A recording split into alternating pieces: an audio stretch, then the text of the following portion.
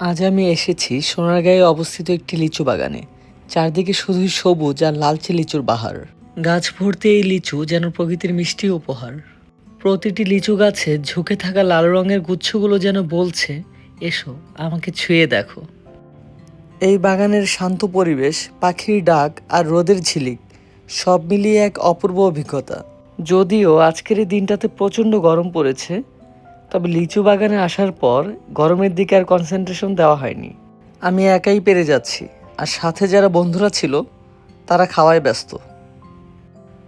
পুরো বাগান ঘুরে ঘুরে বড় বড় লিচুগুলো আমরা সংগ্রহ করেছি, আর এখানে বাগানি যিনি আছেন তিনি গোনায় ব্যস্ত।